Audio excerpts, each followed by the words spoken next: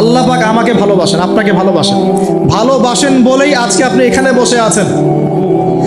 আল্লাহ পাক আপনাকে ভালোবাসেন বলেই লক্ষ লক্ষ কোটি কোটি মানুষ এখন জেনা করছে, আজকের দিনে আপনি ওয়াজ মাহফিলে বসে আছেন।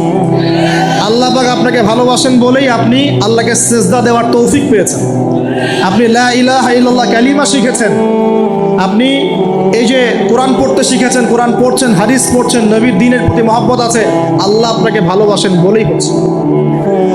কখন বুঝবেন আল্লাহ আপনাকে ভালোবাসছে? যখন আল্লাহ পাকের অনুমোদিত কাজগুলো আপনার ভালো লাগবে। নামাজ পড়তে ভালো লাগছে, রোজা রাখতে ভালো লাগছে, কোরআন তেলাওয়াত করতে ভালো লাগছে, আল্লাহর জিকির করতে ভালো লাগছে, আলেম ওলামার সাথে থাকতে ভালো লাগছে, ঠিক আছে? আল্লাহর হালাল কাজগুলো যখন ভালো লাগবে বেশি বেশি, বুঝবেন আল্লাহ আপনাকে নির্ঘাত মহব্বত করেন। আর যখন আল্লাহ পাকের নিষেধগুলো, হারাম, মদ আমার ভালো লাগে না, জেনা ভালো লাগে না, আমার খারাপ জিনিস দেখতে ভালো লাগে না, খারাপ শুনতে ভালো লাগে না, বুঝবেন আল্লাহ আপনাকে ভালোবাসেন। আর যখন দেখবেন খারাপের পিছনে আপনার ঝোঁক বেশি, দুর্নীতি করতে ভালো লাগে, সুদ খাইতে ভালো লাগে, ঘুষ খাইতে ভালো লাগে, কাউকে ঠকাইলে মনে হয় আমি স্মার্ট হয়ে গেল, হ্যাঁ, মানুষের টাকা আত্মসাৎ করতে ভালো লাগে, নামাজ না পড়ে ঘুম দিতে ভালো লাগে, ঠিক আছে, রমজান মাসে বিড়ি টানতে ভালো লাগে, ঠিক আছে, মেয়ের সাথে যে টাঙ্কি মারতে ভালো লাগে, তখন বুঝবেন যে আল্লাহ আপনাকে এখনো ভালোবাসেন, বা আপনি আল্লাহর ভালোবাসা পাওয়ার যোগ্যতা হারিয়ে ফেলেছেন। আল্লাহ পাক আমাদেরকে বোঝার তৌফিক দান করুন। এখন আসি, আল্লাহ পাক এবং তার রাসূল আমাদেরকে এমন কি কি কাজ বলেছেন যেই কাজগুলো করলে আমরা সরাসরি আল্লাহর ভালোবাসা পাবো ইনশাআল্লাহ, জানার দরকার আছে কি নাই? আমি অল্প কয়েকটা কাজগুলো শেষ করছি। এক নাম্বার, আল্লাহ এবং তার রাসূল আমাদেরকে জানিয়েছেন আমরা যদি তাওহীদের উপর থাকতে পারি, একত্ববাদ, লা ইলাহা ইল্লাল্লাহ, আল্লাহর ভালোবাসা পাবো ইনশাআল্লাহ। যে ব্যক্তি শিরকের পাপে লিপ্ত আছে সে আল্লাহর ভালোবাসা পাবে না, যতক্ষণ না সে তওবা করে ফিরে আসছে। অতএব আল্লাহর ভালোবাসা পাওয়ার জন্য এক নম্বর কাজ কি ভাই? আল্লাহর তাওহীদের কালিমা লা ইলাহা ইল্লাল্লাহ এর উপর থাকা, শিরক বাদ দেওয়া। শিরক সম্পর্কে জানার জন্য একটা বই পড়েন, কিতাবুত তাওহীদ। কি নাম বললাম? কিতাবুত তাওহীদ। একটাই পড়েন, দেখবেন ইনশাআল্লাহ শিরক কাকে বলে, কত প্রকার, কি কোন কোন কাজ করলে শিরক হয় সব জানতে পারবেন ইনশাআল্লাহ। এই বইটা একটু কঠিন, এই বইটার ব্যাখ্যা বের হয়েছে, ব্যাখ্যা যুক্ত বই কিনবেন এবং যেগুলো বুঝবেন না ওলামায়ে কেরামকে জিজ্ঞাসা করবেন, কারণ সবগুলো কিন্তু বুঝতে পারবেন। এক নম্বর। দুই, নবী সাল্লাল্লাহু আলাইহি ওয়াসাল্লামের অনুসরণ করলে আল্লাহ আমাদেরকে ভালোবাসবেন। দলিল, আল্লাহ পাক সূরা আলে ইমরানের মধ্যে বলছেন 31 নম্বর আয়াতে আল্লাহ বলছেন, কুল, হে নবী আপনি বলে দিন, ইন কুনতুম তুহিব্বুনাল্লাহ, তোমরা যদি, হে আদম সন্তান, হে উম্মতে মুহাম্মাদি, তোমরা যদি আল্লাহর ভালোবাসা পেতে চাও, ফাত্তাবিউনি, তোমরা আমাকে অনুসরণ করো। কাকে? আমাকে বলতে কাকে? রাসূলুল্লাহ সাল্লাল্লাহু আলাইহি ওয়াসাল্লামকে। তাহলে কি হবে? ইউহিব্বুকুমুল্লাহ, আল্লাহ পাকও তোমাদেরকে ভালোবাসবেন। বলে সুবহানাল্লাহ, আল্লাহ আমাকে ভালোবাসবেন ইনশাআল্লাহ। আর কি? ইয়াগফির লাকুম যুনুবাকুম, আল্লাহ পাক তোমাদের সমস্ত গুনাহ মাফ করে দিবেন।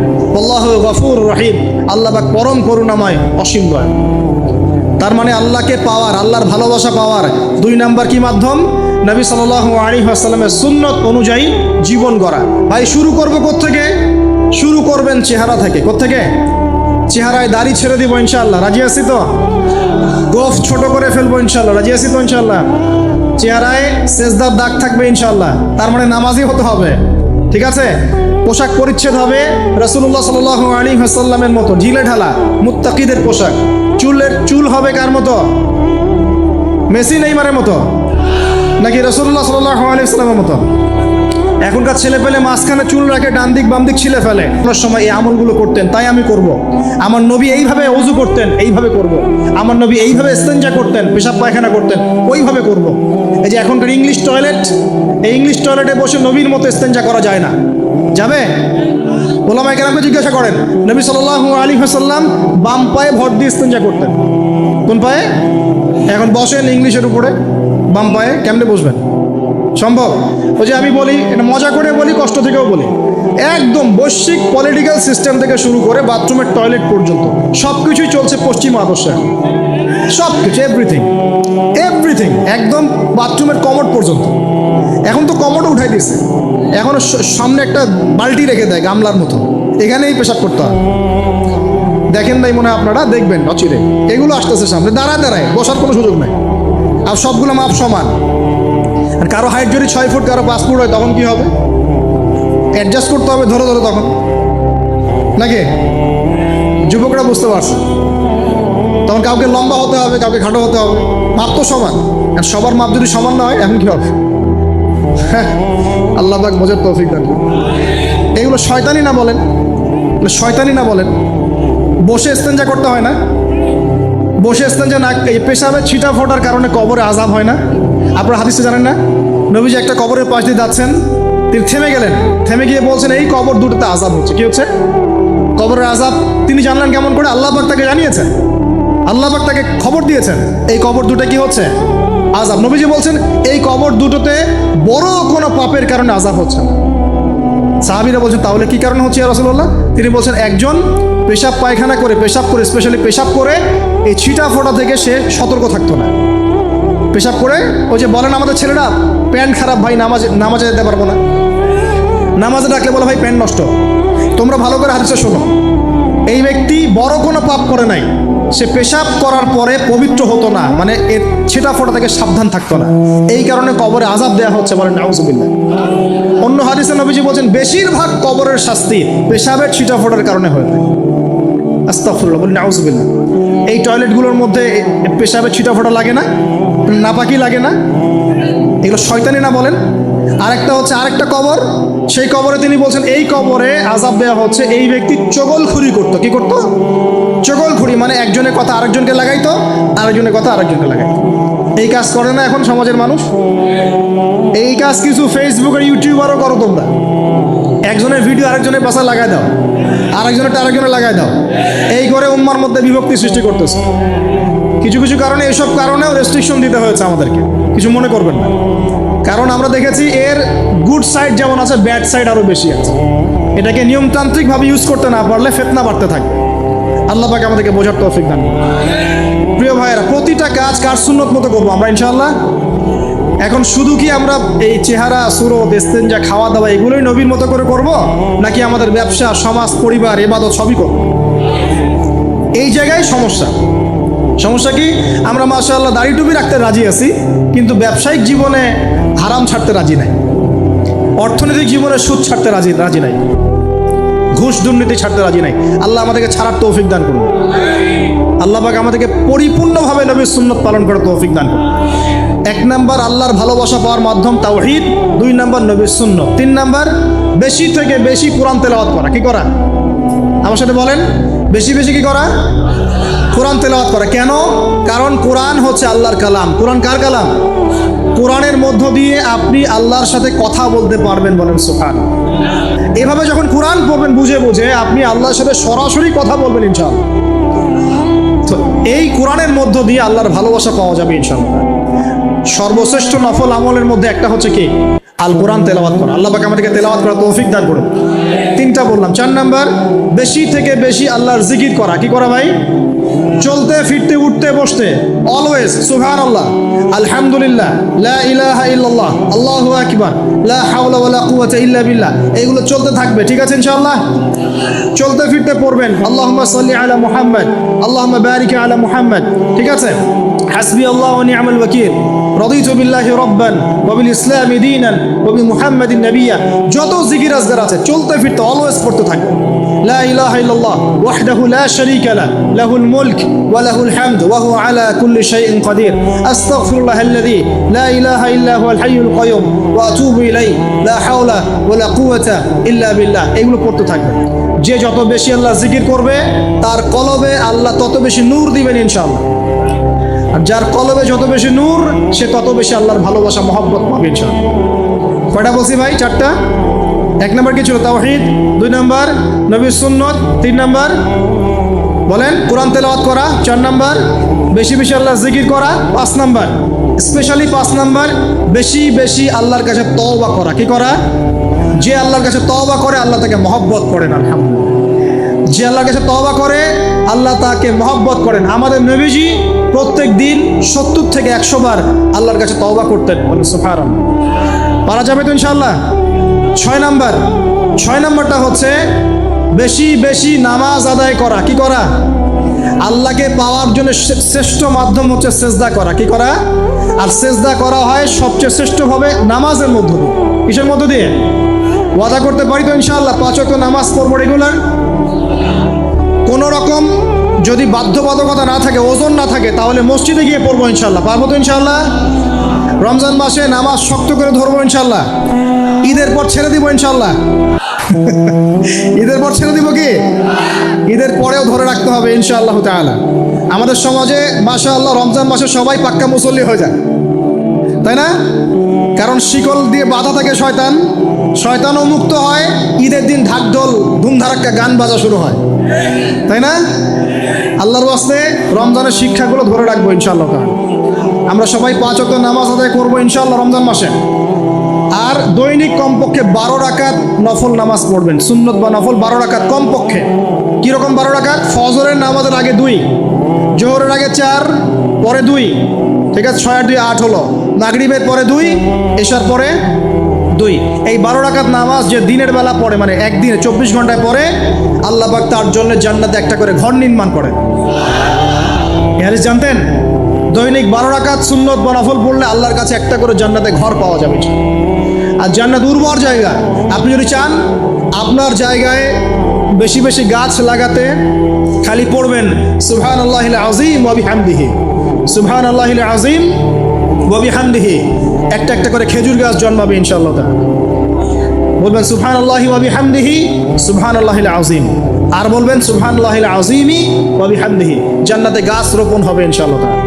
এটা গেল 6 নাম্বার, নামাজ বেশি বেশি পড়া। 7 নাম্বার, জি বলছি, 7 নাম্বারটা হচ্ছে, আমি আর 4টা বলে শেষ করছি। 7 নাম্বারটা হচ্ছে যে সৃষ্টির সেবা করা। কি করা ভাই?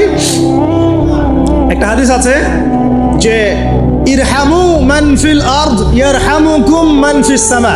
তোমরা জমিনবাসীর প্রতি রহম করো, আসমানবাসী তোমাদের উপর রহম করবে ইনশাআল্লাহ। আল্লাহর ভালোবাসা পাওয়ার অন্যতম মাধ্যম হচ্ছে জমিনবাসীর প্রতি রহম করেন। মুসলিম অমুসলিম সবাই মানুষ কিনা? যারা আমাদের সাথে যুদ্ধে লিপ্ত নাই তারা তো আমাদের ভাই নাকি? যারা যুদ্ধে লিপ্ত আছে এরা শত্রু হতে পারে, যারা যুদ্ধে লিপ্ত নাই তারা তো আমাদের ভাই নাকি? তাদের বিপদ আপদে পাশে দাঁড়াবো না? একটা প্রাণীর অধিকার যদি আপনি রক্ষা করেন, একটা বিড়ালকে পানি না দেওয়ার অপরাধে এক মহিলা জাহান্নামে গিয়েছে, আর একটা কুকুরকে পানি পান করানোর সওয়াবের এই কাজের বিনিময়ে এক মহিলা জান্নাতে গিয়েছে। সুবহানাল্লাহ। তো পশু পাখির অধিকার যেখানে ইসলাম কথা বলেছে, এখানে পুরো মাখলুকের প্রতি আমাদের রহম দিল থাকতে হবে। আমাদের সবাইকে দয়া ভালোবাসা দেখাতে হবে ইনশাআল্লাহ। আল্লাহ পাক আমাদেরকে ভালোবাসবেন ইনশাআল্লাহ। 8 নাম্বারটা কি? এটাই বেশি ইম্পর্টেন্ট। শোনেন, 8 নাম্বারটা হচ্ছে আল্লাহর জন্য কাউকে ভালোবাসা, আল্লাহর জন্য ঘৃণা করা। একটা এই যে হাদিসগুলো পড়তে পড়তে আমি আসলাম গাড়িতে। আল্লাহ পাক বলেছেন, শোনেন, আল্লাহ পাক বলেছেন কিয়ামতের মাঠে আল্লাহ পাক বলবেন, নিজেই বলবেন যে আইনা মুতাহাবুনা লিজালালি, আমার ইজ্জতের জন্য যারা পরস্পরকে ভালোবাসতো এরা কোথায়? আল্লাহ পাক ঘোষণা করবেন কোথায় তারা, যারা আমার জন্য পরস্পরকে ভালোবাসতো। আল্লাহ বলবেন আলিয়াউমা, আজকে, আজিল্লুহুম, আমি ওদেরকে ছায়া দিব, ফি জিল্লি, আমার আরশের ছায়ায়। বলেন সুবহানাল্লাহ। ইয়াউমা লা জিল্লা ইল্লা জিল্লি, যেদিন আমার এই আরশের ছায়া ছাড়া অন্য কোনো ছায়া থাকবে না। মানে কিয়ামতের মাঠে আল্লাহর আরশের ছায়ায় ছায়া পাবে কারা? যারা পরস্পরকে আল্লাহর জন্য ভালোবাসতো। এই যে আমরা এখানে আছি, আমরা কি একে অপরকে আল্লাহর জন্য ভালোবাসি না? আমি কি আপনাদেরকে চিনি? আপনারা কি আমাকে চিনেন? এই যে আপনারা আলেম ওলামাদেরকে ভালোবাসেন, ইসলামকে ভালোবাসেন, কিসের জন্য বাসেন? আল্লাহর জন্য। এই আল্লাহর জন্য যারা পরস্পরকে মহব্বত করে, আল্লাহ পাক তাদেরকে আরশের ছায়ায় ছায়া দিবেন ইনশাআল্লাহ। আরও একটা নেকি আছে, বলবো? শোনেন, আরেকটা হাদিসে আসছে কিয়ামতের মাঠে স্পেশাল কিছু মিম্বর থাকবে। মিম্বর চিনেন? যেখানে দাঁড়ায় ইমাম সাহেব খুতবা দেয়, এরকম মিম্বর থাকবে। এই মিম্বরগুলো হবে নূরের মিম্বর। কিসের? নূর মানে কি? আলো, আলো, আলো, নূরের মিম্বর থাকবে। ওই কিয়ামতের মাঠে কি আলো থাকবে? এমনিতে মাঠটা তো অন্ধকার। ওই অন্ধকার মাঠে নূরের মিম্বর আল্লাহ পাক দিবেন কাদেরকে? যারা পরস্পরকে এই আল্লাহর জন্য মহব্বত করত। আর নবীগণ, শহীদগণ তাদের দিকে তাকায় থাকবে, তাকায় নবীগণ, শহীদগণ পর্যন্ত এই মানুষগুলোকে দেখে ঈর্ষা করবে, কাশ আমরাও যদি এমন হতে পারি। চিন্তা করেন, আল্লাহর জন্য পরস্পর মহব্বতকারীদেরকে আল্লাহ পাক এমন সম্মান দিবেন যেটা দেখে নবীগণ পর্যন্ত ঈর্ষা করতে থাকে। তাহলে আমরা কি আল্লাহর জন্য পরস্পরকে মহব্বত করতে পারি কি না? এটা হলো 8। 9 নাম্বার, আল্লাহর জন্যেই ঘৃণা করতে হবে। আল্লাহর জন্য ঘৃণা কেমন? যেমন কেউ ইসলামকে পছন্দ করে না, কটূক্তি করে, ইসলামের এইটা ভালো না ওইটা ভালো না, ইসলামের সাথে দুশ্মনী করে ভিতর থেকে বাহির থেকে, আপনি ওদেরকে ভালোবাসতে পারবেন না। যদি আল্লাহর দুশ্মনদের সাথে আপনার ভালোবাসা থাকে, তাহলে আপনিও আল্লাহর দুশ্মনের কাতারে অন্তর্ভুক্ত হয়ে যান। এখন বলেন দেখি, সারা বিশ্বে ইসলামের দুশ্মন কারা? বলেন। গায়রিল মাগদুবি আলাইহিম ওয়ালাদ-দাল্লিন। মাগদুব কারা, দল্লিন কারা? এটা তো অনেকেই জানে না। সাহাবীরা বলছেন, ইয়া রাসূলুল্লাহ, এখানে যে আমরা বলছি গায়রিল মাগদুবি আলাইহিম ওয়ালাদ-দাল্লিন, আল্লাহ আমাদেরকে মাগদুবদের থেকে বাঁচাও, দল্লিনদের থেকে বাঁচাও। মাগদুব আর দল্লিন কারা ইয়া রাসূলুল্লাহ? নবীজি বলছেন, আল মাগদুব, মাগদুব হচ্ছে হুমুল ইহুদি, ইহুদিরা হচ্ছে মাগদুব, যাদের উপর আল্লাহর গজব করেছে। আর দল্লিন হুমুল নাসারা, নাসারারা হচ্ছে দল্লিন, কারণ তারা আল্লাহ পাকের সন্তান সাব্যস্ত করেছে। ঈসা আলাইহিস সালামকে আল্লাহ সন্তান বলেছে, বলেন নাউজুবিল্লাহ। এখন সারা বিশ্বে এরা মুসলিমদের সাথে দুশ্মনী করছে না? আমরা যদি ব্যক্তিগতভাবে, সামাজিকভাবে বা পলিটিক্যালি ওদের সাথে বন্ধুত্ব করে চলি, আমরা কি আল্লাহ দুশ্মনদের সাথে শরীক হলাম না? খুব খেয়াল রাখতে হবে। আল্লাহর জন্য ভালোবাসা, আল্লাহর জন্য দুশ্মনী। আল্লাহ পাক আমাদেরকে বোঝার তৌফিক দান। এবং সবশেষ যেটা 10 নম্বর, সেটা হলো আল্লাহওয়ালা মানুষ যারা, সেই মানুষদের সাথে মহব্বত রাখলে আল্লাহ আপনাকে ভালোবাসবেন। আল্লাহওয়ালা মানুষদের সাথে মহব্বত রাখতে চান, নাকি আপনার এই জেনাকারী গার্লফ্রেন্ডের সাথে আপনি মহব্বত রাখতে চান? কার সাথে মহব্বত রাখতে চান? মনের ভিতর থেকে সমস্ত রকম হিংসা, বিদ্বেষ, অহংকার, রিয়া, পরশ্রী কাতরতা, এগুলোকে দূর করার তৌফিক আল্লাহ পাক দান করুন। আমরা দোয়া করি আল্লাহ পাক সবাইকে তাওহীদপন্থী হওয়ার তৌফিক দান করুন, নবীর সুন্নতের উপর আমল করার তৌফিক দান করুন। নিঃস্ব অবস্থায় কি দোয়া করতে পারেন একজন মানুষ, এই দোয়াটা শিখে নেন, ইনশাআল্লাহ আপনার জীবনের সমস্ত সংকট কেটে যাবে ইনশাআল্লাহ। আমি নিজেও ওই দোয়াটা বেশি বেশি করার চেষ্টা করি।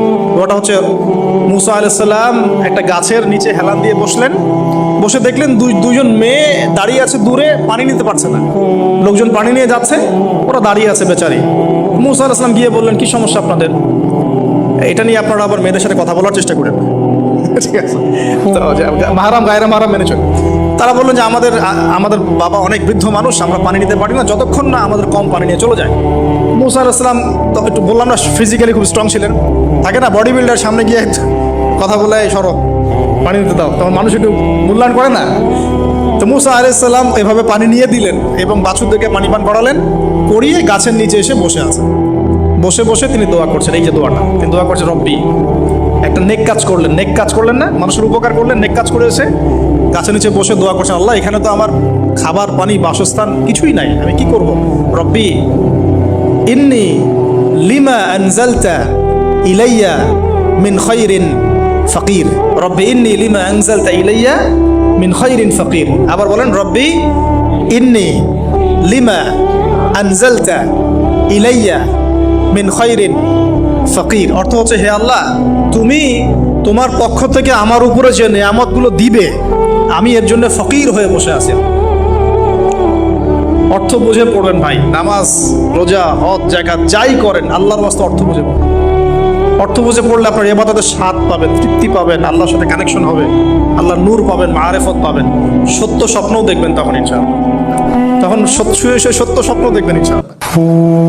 আল্লাহ পাক তৌফিক দান করেন। এবার আল্লাহ পাকের সাহায্য নেমে আসলো, ওই দুই মেয়ের মধ্যে একজন হেঁটে হেঁটে চলে আসে। এবার এই মেয়ের হাঁটা সম্পর্কেও কোরআন কথা বলেছে, সুবহানাল্লাহ।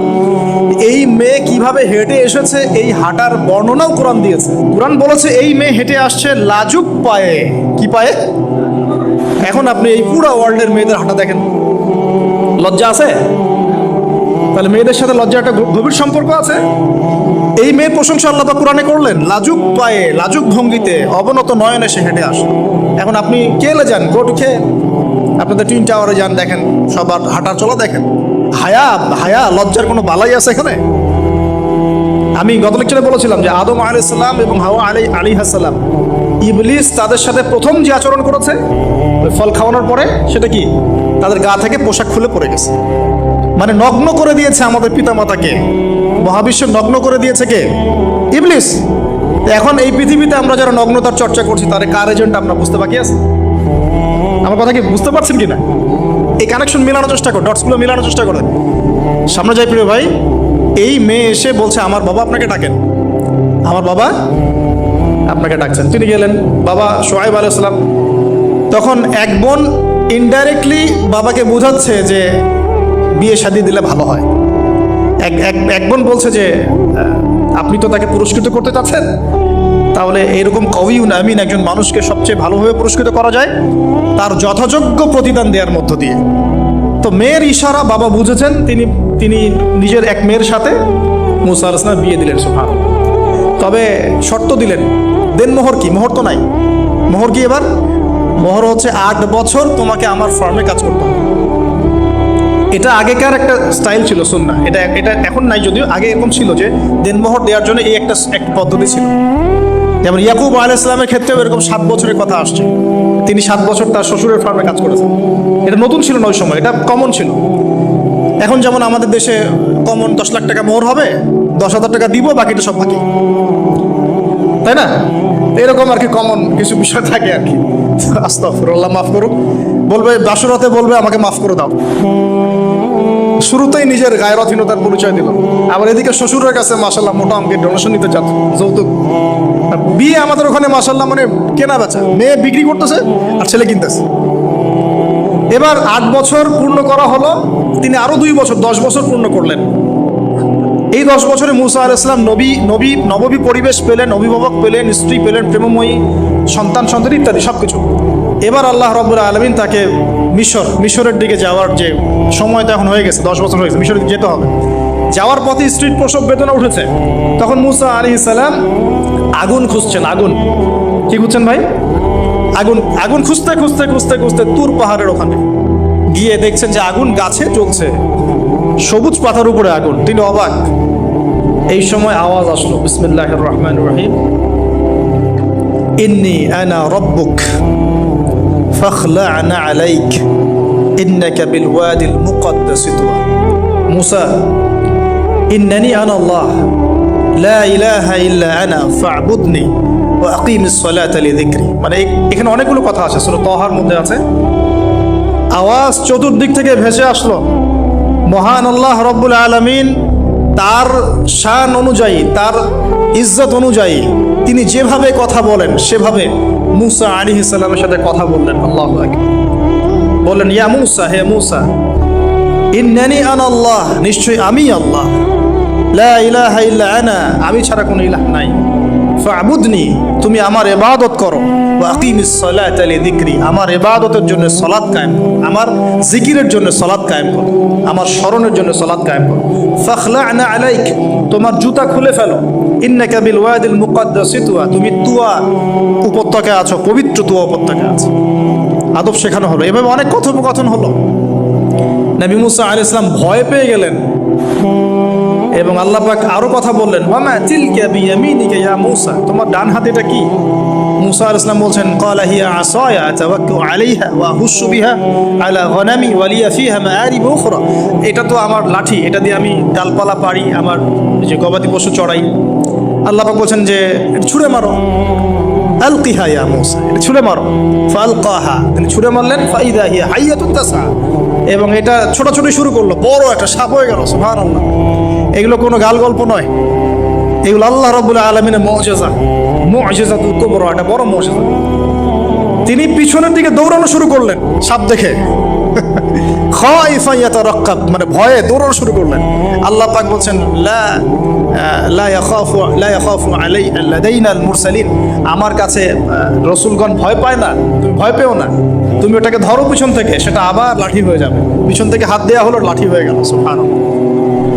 এবার বলছে যে তুমি তোমার বগলের নিচে হাত ঢুকাও। মুসা আলাইহিস সালাম বগলে হাত ঢুকালেন, বের করলেন, হাত থেকে টর্চ লাইটের মতো আলো বের হওয়া শুরু। এটা দ্বিতীয় নিদর্শন। কেন দেয়া হলো নিদর্শন? এবার আল্লাহ পাক তার দায়িত্বটাকে বলছেন, তোমাকে নিদর্শনগুলো কেন দিলাম, তোমাকে মনোনীত কেন করলাম, কেন তোমাকে মনোনীত করলাম মুসা, তোমার কাজটা কি? তোমার কাজ এখন এটা, ইযহাব ইলা ফিরআউনা ইন্নাহু তাগা, তুমি ফিরআউনের কাছে যাও। ফিরআউন সীমা লঙ্ঘন করেছে, মনে আছে ফিরআউনের কথা? সীমা লঙ্ঘন করেছে। তখন মুসা আলাইহিস সালাম তার অপারগতা প্রকাশ করছেন এভাবে। তিনি বলছেন, আল্লাহ, আমার তো জিহ্বা জড়তা আছে, আর আমি তো ওখানে এক ব্যক্তি, আমার খুনের অভিযোগ আমার কাঁধে, আমি এখন কিভাবে কি করবো আল্লাহ? তখন আল্লাহ রাব্বুল আলামিন বলছেন, এই দোয়াটা করো। কোন দোয়া? মুসা আলাইহিস সালাম করলেন, রব্বি ইশরাহ লি সাদরি, হে আল্লাহ আমার বক্ষ প্রশস্ত করো, ওয়াসিরলি আমরি, আমার কাজকে সহজ করে দাও, ওয়াহলিল উকদাতাম মিন লিসানি, আমার জিহ্বার সমস্ত জড়তা দূর করে দাও, ইয়াফকাহু কাওলি, যাতে মানুষ আমার কথা বুঝতে পারে।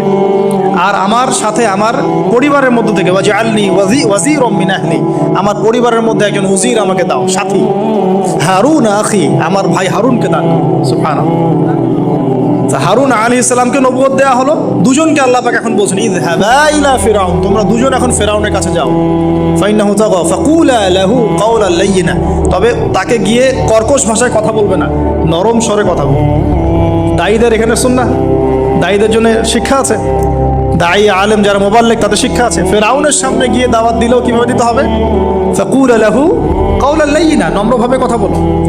লাআল্লাহু, কেন নম্রতার সাথে? লাআল্লাহু ইয়াতাযাক্কারু আও ইয়াখশা, হয়তোবা নম্রতা প্রদর্শন করলে সে উপদেশ গ্রহণ করতে পারে, অথবা সে আল্লাহকে ভয় করতেও পারে।